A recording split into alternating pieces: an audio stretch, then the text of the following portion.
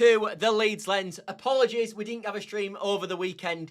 To be honest with you, I don't want to bore you, but there was just not that much content, and I don't want to go live just for the sake of it when there's nothing to talk about. Also, it was nice to have a bit of time off because I've been doing these daily for so long now. It was nice to have a bit of a break from it. So apologies to want streams of the weekend, but we are back because there is actually news to talk about today. We've got an update from Radrizzani. I know, do I want to hear from this man anymore? Probably not, but we are going to be doing, when we talk about a few quotes he's made to in a sort of article with the Mail. Then we're also going to be discussing Adam Pope, who's been talking to in a BBC Q&A, should I say, around Daniel Farke's future and a few other bits, but mainly about Daniel Farke's future I want to talk about because he's got some quite interesting quotes from that, so we'll talk a bit about that as well. And if we get onto it, we might get onto Joe Pro. I probably think we'll leave that for tomorrow's show. There's been reports that Graham Bailey's basically suggesting that Joe Pro's got no chance of leaving basically in the January window. He does want minutes, but there's no real chance of him leaving in January. So if we get there, we might do that, but I think that'll probably be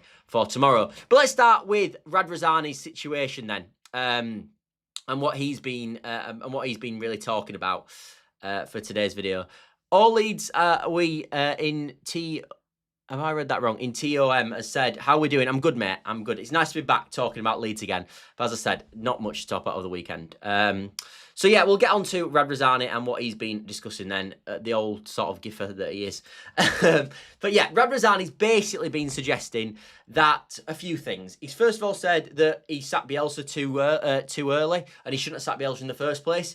Whoopie-doo, mate. Welcome to the rest of the world who also thought that was daft at the time. I mean, I remember putting in comments in the family group chat when we sat him. I wasn't obviously doing anything like this at that moment in time. And I was just like, what are we doing? Like, we've built our whole philosophy around this man, Bielsa, and then we sack him. And it was just an absolute car crash since. I also think as well, Andrea Radrizzani's image went drastically down after he sacked Bielsa, because I think what was sort of hiding the sort of failures behind the scenes, the likes of Victor Orta and the likes of Angus Kinnear, was sort of Radrizzani, who was sort of not Radrizzani, Bielsa, who was almost holding the whole ship together. And we saw quite quickly when Bielsa was removed, recruitment went down the Swanee, youth development went down the Swanee, team performance levels went down the Swanee. It was just a nightmare after Bielsa left. I don't want to, as I said, I don't want to talk too much about Radrizzani. It's just a bit of a sort of, this was been mentioned today, so it's important we bring it up.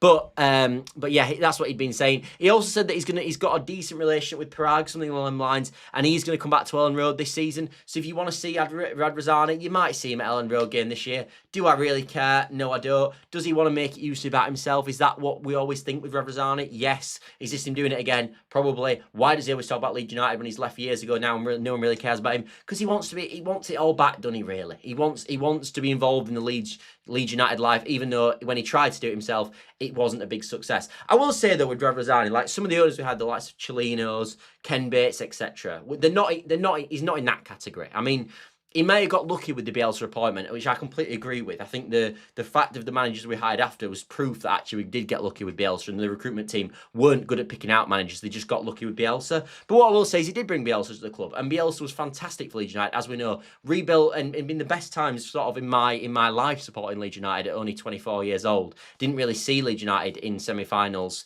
Basically what happened in my lifetime is that Leeds United were up here in semi-finals, then I was born, it just catapulted right to the floor. So, you know, he has been one of the better owners under my tenureship, which again is ridiculous in terms of, I don't think the standard's been that high with the likes of Chile, Bates, etc. But yeah, he did okay. He got Leeds back into the Premier League, and we know how hard it is to get Leeds back, to get Leeds up or get promoted teams up when they don't have parachute payments anymore, like we potentially would have been facing last year. I know it wouldn't have been as severe because we'd have had a bit more money, and obviously the 49ers would have been built back a bit further. But we know how hard it is to get teams out when obviously parachute payments don't exist. So that was good, but it was 95% down to Bielsa, but he did hire him, I guess. So there is that. I'll never completely hate Radrizzani because he did give me the best times in terms of he did appoint Bielsa. He also said that he should have sacked Jesse Marsch sooner. Again, the whole world knows that, mate. It's a shame he didn't know it at the time. You look at sort of Aston Villa at that moment in time and how they've propelled on. They sacked Gerrard in November, I think it was, bringing Emery. They actually get into Europe that year. Leeds United, wait, appoint Javi Gracia, sack him, bring Allardyce in, complete disaster show. No, we actually had Skubala for a bit as well. Again, complete disaster show. Although he did get a draw with Old Trafford. Remember that, but it was a disaster. And as I said, look at that was an opening doors moment, wasn't it? Villa decided to take one path, sack him, and we decided to take the complete other path. and it was a bit of a disaster, really, wasn't it? So yeah, that's Radrizzani all in. Should have sacked Bielsa should never sack Bielsa. Agree. Marsch should have sacked him sooner, and he's coming to Axwell Road. Whoopie-doo. Yeah, who cares, really? I'm not that bothered. Let's move on to Daniel Farke's future, because I think this is something that's more interesting, something that I actually wanted to get my teeth into in this show, because I think I've got quite a bit to say regarding Daniel Farke's future. Basically, the update regarding Adam Pope. Let's get our man Farke up now, shall we? There he is, shushing, just to say, I've had enough of this. He was staying in and he was going out. Have a bit of that. No, I'm joking. But Adam Pope's basically suggesting today that he doesn't expect that Daniel Farke will be removed from position this year. We've obviously seen, if you want to use it as a sort of reference point, what's happened with Rangers and the fact that Russell Martin was stayed so long, even though the Rangers fans were campaigning basically to get him out and refusing to let him leave the stadium, and they still kept him on board for a little bit, and then obviously they have finally moved him on.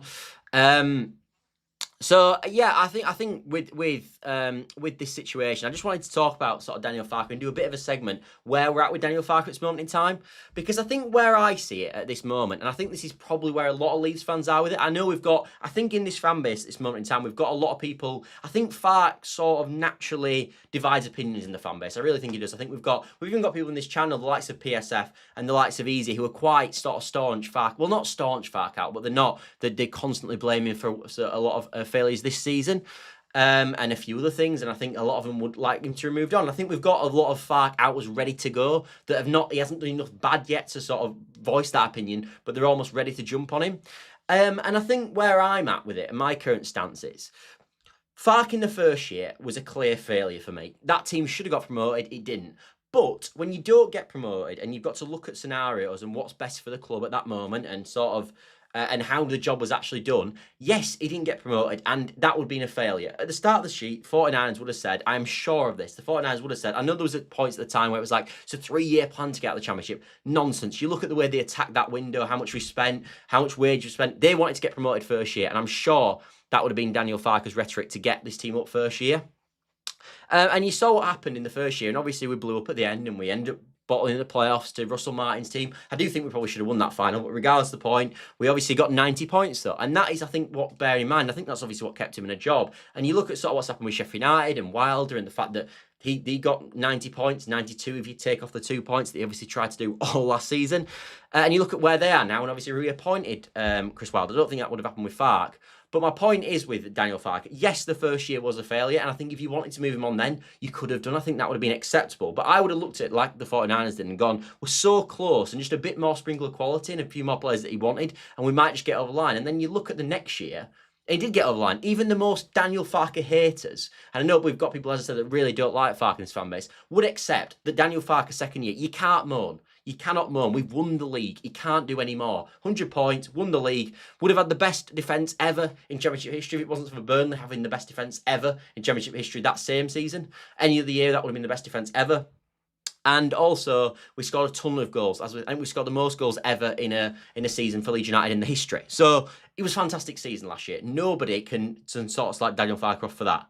Then you come into this season, and and sort of where I'm at this moment is, I think I've been sort of pussyfooting around this subject for a while, really. I think we've got one of the weaker teams in the whole division. I really do. And I don't want to be negative, and I don't want to be slagging off the board or this and that. But my current stance, if you're looking at it from my viewpoint, I look at our current 11 and I look at other people's 11s, and maybe you can go 11, we can match up more. But when you go in the squad, because we're a newly promoted team naturally, and we haven't spent an absolute fortune like Sunderland have, where we put, 170, 180 million quid into it, and we spent 100 million, I look at our squad and think that is one of the weakest squads in the division. So for me, when I'm looking at a remit, like we had the remit for Daniel Farke in the Championship the 2 years to get promoted, for me, the remit this year, as I'm sure it is for a lot of Leeds fans, is 17th. Stay in the division. That is all I'm judging him on. If he gets 17th, it's a great achievement. If he gets 18th, 19th or 20th, it's a failure. So where I'm at with it with Daniel Farke at this moment in time, and I think this is where Adam Pope was referring to as well, is, and I think this will be the consensus from the board as well, if I'm being totally honest, is that unless it looks so obvious that we're going to get relegated with Daniel Farke, and he looks like he's going to take us down, which bear in mind we're 15th at the moment, so he doesn't, And even if we lost to Burnley, you'd still argue we're not going to be in the bottom three if we lose to Burnley. So you could go on the same rhetoric as well, that we're not like, it's not definite that we're going to go down with Daniel Farke. I would keep him, and I would continue to keep him. And I would continue to keep him until we get to a point where it looks unattainable that we can't stay up with this manager. Not that the sort of results are terrible. Not sort of that we're miles adrift, say. Not that we're like 10 points clear at the bottom. More that the way the performance is going, the way the results are going. It might never get to this point, by the way, but it could get to this point where the results are going badly, the performance looking dry, we don't look like we're improving, and you think this manager will not keep us up at this moment. And if we get to that point, for me, I would pull the trigger, because I want to stay in this league no matter what. I would pull the trigger if we're going to do that. We're not at that point at this moment, and we won't be probably. To get to that point, for me, it's going to be at least a sort of another few months at least, if the results are horrendous from this point. So I'm at this point at the moment, and I've just seen Jack say, evening Scott, evening to you, and I've seen another question as well, which another point as well, which I'll get to in a second. But so my whole rhetoric is, unless, as I said, unless we're in a position where relegation is obvious with this manager, with Daniel Farke in charge, I wouldn't pull the trigger. And then when you get to, timings, and this is where it becomes more sort of interesting and much more difficult. When you get to, for me, April time, you get to a point where usually managerial changes don't really work. So you get to, at the moment, when you look at it, we're in a sacking period. You're in a point where you can sack a manager, you can bring a new one in, and you can get results, and results can improve. And there can be a bounce, or there can be loads of different things that happen. And you can sort of recover from a new manager coming in. He's got time to implement his system, and you can get to a new point. And I think that really goes on to probably the absolute latest, end of March. And I think after end of March, when you get into April, you're looking at sort of 5 to 6, maybe a few more games left of the season, because obviously the last game of the season, I think, is about 25th of May.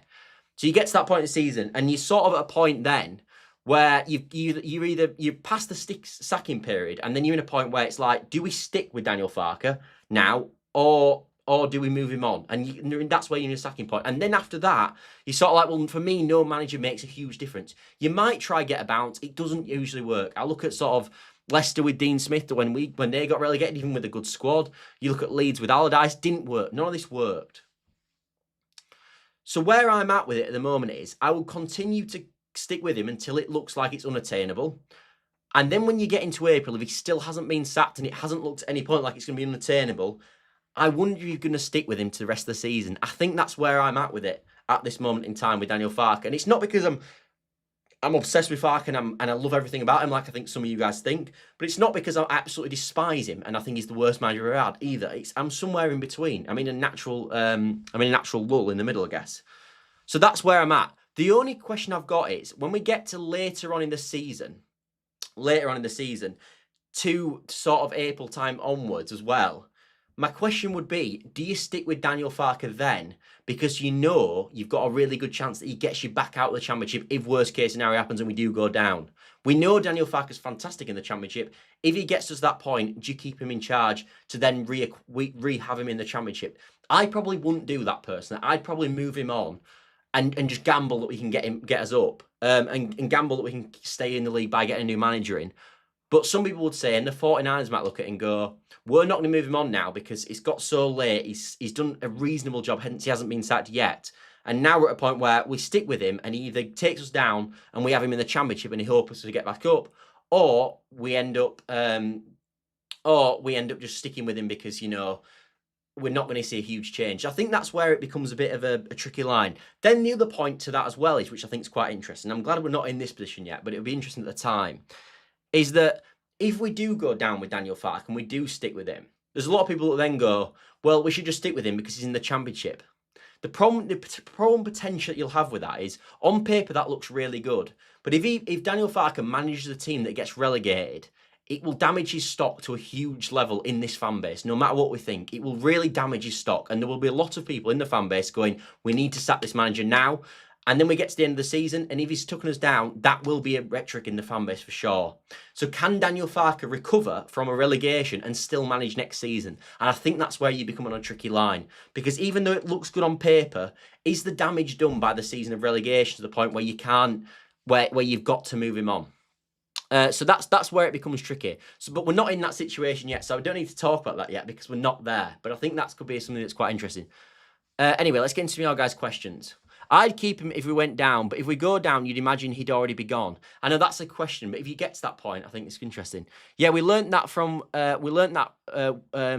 waiting to sack Jesse. We missed the window, and then it was too late. Exactly, that's exactly what we did. You're right. Whereas there is a sacking. I think in the Premier League, there's a sacking window in there where you get too late, and then you get to a point. If he got us back up, do you go back with him in the Prem again? That's another thing to consider. Yeah, it is, and that's the question then, because then you go, well, if he does go down with us, then he comes back up. Do you then stick with him again? And then that's when it becomes difficult because you feel like, well, he's took us up now. We've got to stick with him, and that is where the argument then becomes tricky. But we're so far in the line here, and we're so many speculations that I think you just got him on a tight. You really got to have him. If you got to that point, you'd have to have him on such a tight leash. But I think that's where it becomes really interesting. But our next sort of standpoint is, for the next few months, is in sack period. So he either performs or he gets the boot for me. That's how I do it. I don't know if that's what the 49ers will do, but that's how I do it. Then you're in the next point where it's, do you stick with him because you're not going to get a boost and stick with him in the championship, or do you move him on? Like, I think that's where it becomes next tricky, but we're not in that stage yet. That is April time, but I think that's something to bear in mind. Tough call of when to pull the plug, and the next manager would have to keep us up. If they didn't, would probably lose the backing of the players before the championship campaign. That's exactly right. That's exactly right, you see. Because that's the other thing. You've got to, the players are not, these players are humans. It's like if you took your own boss out at work. If you get on these the boss, like I think when you look at sort of Daniel Farke's best traits, it is probably man management. And obviously that would naturally damage the club and damage the players if he got moved on. The likes of Ethan Ampadu, would they look to move on if we went down and we didn't have Daniel Farke in charge? That's probably something to bear in mind because the relationship is obviously split then. I'm not saying that would happen, but I think it's an interesting conversation point. Yeah, I feel it will cause more problems. If we drop, I'd probably look elsewhere. Yeah, I think that's I've been talking to a few people about this today, and their opinion is that if Daniel Farke doesn't keep us up this year, he doesn't deserve a championship season because he's failed in his job, and why should he have another season? But then do you look at it and go, but that's true, but he's got such a proven record in the championship. Do you stick with him anyway? Good point. If we do end up going down, he might lose the dressing room. Yeah, that's the thing. It's not just the dressing room though. It's the damage it will cause in the fan base, in my personal opinion. That is the main concern. If we have got in this fan base, as I said, a lot of people who are ready to go on Daniel Farke. They're not Daniel Farke outers, but the Daniel Farke suspicion. Like, they've got a suspicion that Daniel Farke is not good enough, I feel like. I'm probably in that category, if I'm being totally honest.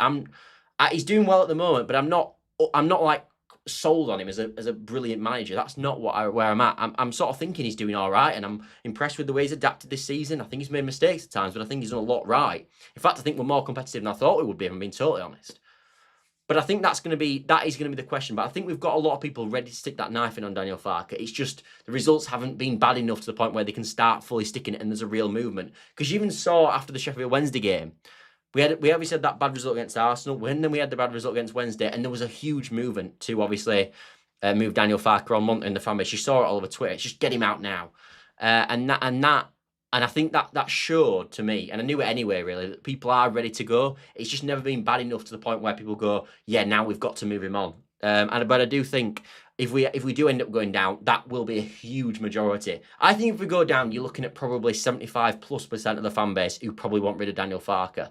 So then, can you repair that? Because usually when fans go, the fans are not easily coming around. They don't do it. With managers, they don't. As soon as a fan base collectively wants a manager gone, that's it, really. It's very, very hard, and it's very rare you see a huge overcoming on the other side. Like, as soon as Daniel Farke gets booed at Ellen Road, it's probably over, and they start singing Daniel Farke out. Like, what's going at Forest now? They had a European game at home to Midtjylland, and they were singing Ange needs to get sacked or something along them lines in the crowd.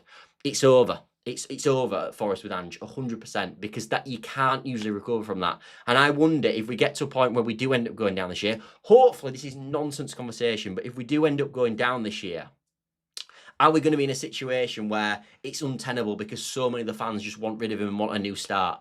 That's where it's going to be tricky for Daniel Farke, I think.